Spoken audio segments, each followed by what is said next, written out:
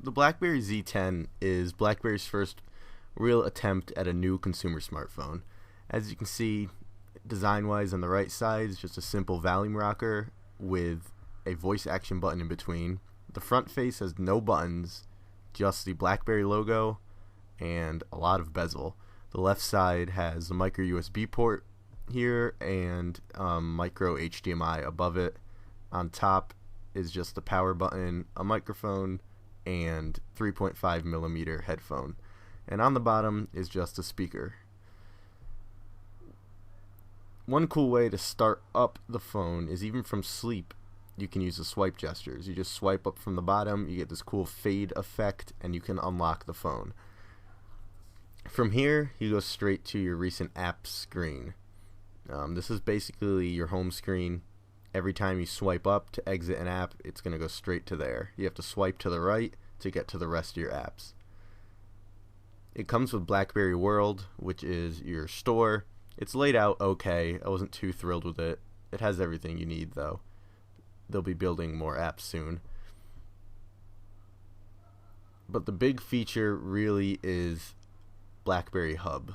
From no matter where you are, if you swipe up and go to the right, you're going to keep going and get to your hub. Here is all your accounts with all your notifications and information, from text messaging, emails, Facebook, calls, alerts, everything goes here. If you click on the hub, it shows all your messages in one big list, no matter what account it's from. And from here you can click into messages and actually start using the app, like texting or email. One thing that's annoying is if you are in your hub, maybe making a message, then you leave it to another app, then you get a notification. To get back to that notification, you have to swipe up, swipe past the message you were in, swipe past that account, then swipe again to get to your notifications. It's just too many swipes, and it may seem like a little thing, but it happened a lot, and it was kind of annoying. I just wanted to get to my notification. So you have your quick settings, which are just a quick swipe down from the top. You can do all different toggles like Wi-Fi, sound profiles, etc. It comes with all your basic apps. The Twitter app is pretty similar to how it's going to be on any phone. What's weird is they separate videos and images that you take with the camera. So to get to videos, you have to click the video app. And to get the photos, you have to click photos. There's no gallery app, which has all of them involved. In your camera app, your gallery app, you can edit pictures. There's a lot of different effects, a lot of different styles and filters for people like Instagram or whatever. You can also share directly from it in a menu. It's just like it is on Android, so it's pretty useful. One thing that's annoying is closing all the apps. You have to click this little X and it goes through very slowly compared to Android or iOS. If you have a lot of apps open, it's going to take a while. Your phone button's always located at the bottom of the screen. Contacts and dialer app is pretty straightforward. The rest of your apps are all assorted to however you want them to be. You can click and hold and drag them around to reorder them just like any old operating system. One thing I was impressed with, though, is even though the YouTube app isn't an app, it's just a link to the website, the speakers are pretty good quality and it loads pretty fast. Can you forge a weapon? No, I'm taking numbers, I'm taking names, I'm taking change, taking hunger, pain. As I showed you before, the speaker is on the bottom. It's actually slanted in the phone to angle out that little hole that they put at the bottom of the phone, so it's not being muffled by being on the desk. They work pretty well. Another cool thing about the YouTube app is this is the only phone that does it. When you leave YouTube, it's still there. You can use the volume button to bring up this little playback screen, but YouTube will keep playing even when minimized. No other phone does that. Another good app is the browser. The built-in browser gives a better performance than any other built-in browser I've used on any phone. It's just really fast. Pages always load quickly. The scrolling is smooth. Even image-heavy sites load pretty quickly, as you'll see in a second. One downfall of it is there's no desktop mode like in Android, and because of that, some websites I visit pretty frequently didn't load correctly or didn't load at all.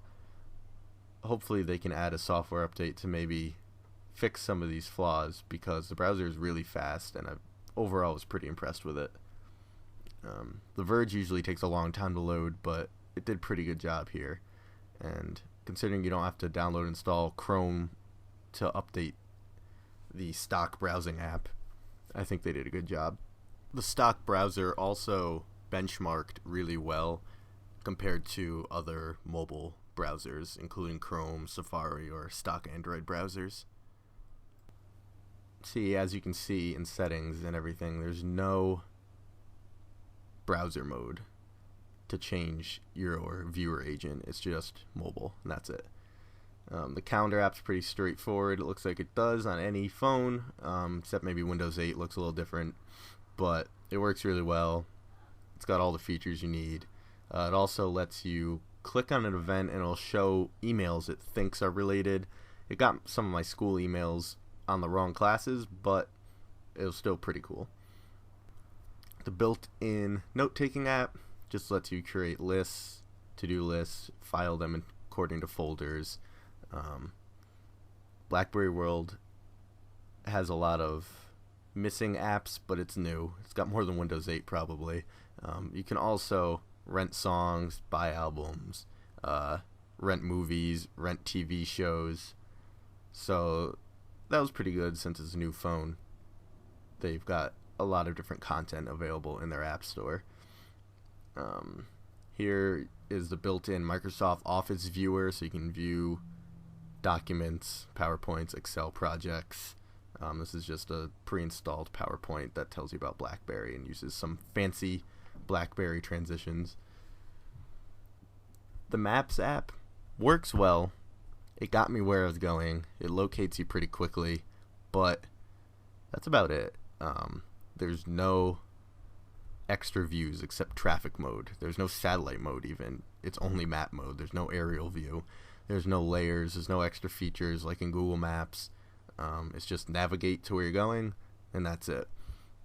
But since that's all it really does it pretty well. I have no complaints. It didn't get me lost. I just wish there were some more features in it. I usually don't like to use map mode. I usually like to see the satellite view of where I'm going so you can see the building, but there's no option for that as of yet. Once again, closing apps can kind of be a problem, especially if you're trying to do it fast. If you miss that little X, you'll go right into the app and then you have to swipe up to go back again. Other built-in apps that are alright, the clock app has one cool feature, is that when the phone's locked, if you swipe down from the top of the screen, it'll go straight to your desk clock, like night mode, and from there you can set your alarm. I use this every night. I use the phone. It was a good way to make sure your alarm was set right and at the right time. It never failed. Now we have a notification. Finally, somebody wants to talk to me. Great. There's an email notification, but you can't click on it. It tells you can swipe up. I know that, but I want to go straight to the notification. I can't. You have to unlock the phone, then swipe over to BlackBerry Hub to see that you have an email, a Gmail message is what I have. From there you can click in, but there's no way to get it from the lock screen, which is really annoying, especially after trying a bunch of times. The built-in file manager is another tease. It's not like Android where it's actually a file explorer. It just organizes your files by type, like music, photos, songs. I don't really see the point in it. It's just like old BlackBerry File Manager. You have the music app, the gallery app, the video app to find all those files. I go more into the camera in the written review and have sample photos and videos, but here you can see it's pretty quick to switch from video recording to phone. Just camera to face detection mode and all that. If you swipe up, you do this little peek mode and you can see everything. In between your camera and phone app on the bottom is a nice little magnifying glass, and it's your built-in universal search. And this thing, you type one letter and it starts searching everything on your phone: contacts, apps, people, documents, YouTube videos, recent browser history, everything. It was really robust. I liked it a lot. That was probably the best built-in app they had. When you hold down the voice control button on the outside in between the volume rocker, brings up voice controls, obviously. It's really quick to get to, but all you can do is really send a message or do a quick search. It's not that full featured, but they'll probably work on it. It's nowhere near Google Now or even Siri.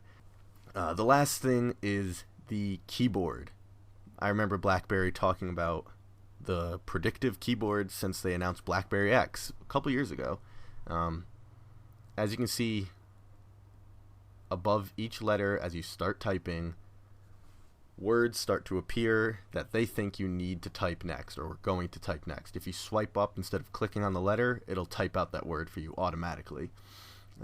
It's really not that fast, and even after you get used to it for a while, it's not any faster than just typing out the full word. You can go really fast and just start making random sentences, but obviously that's not useful. Overall, the phone's pretty good, but that's it. There's really no reason I could see for switching to it if you're an Android user, iOS user, or even Windows Phone 8 user. I don't know why you would spend $200 on contract with this phone. You know, the camera's alright, the software works well, but it's kind of boring. The screen's alright. It works well, but where's the wow factor? Also, the battery life kind of sucked for me, which I talk about in my written review. I basically got 8 hours every day with very limited use of it. It would die on the dot 8 hours after I unplugged it from the charger. That wasn't very great because it left me without a phone in a more than one situation. So overall, BlackBerry loyalists are probably going to get it, and they're going to be happy with it because it's a lot better than previous BlackBerries, except for the battery life. But I don't see any reason to get it over any top Android or iPhone at this point. BlackBerry's got a long way to go, but it was a pretty good start. This is kind of like them jumping into the deep end of the pool, and they came out alive at least. At least for the next year. They're going to have to do a lot of work, though, to really catch up and turn users. That's what they need to do, is create turnover. Their BlackBerry loyalists aren't going to support them by themselves. They need someone like me to convert, or someone like an iPhone user. Check out my written review for a real review of the phone and a more in-depth look at all the features and downfalls or pluses of the phone.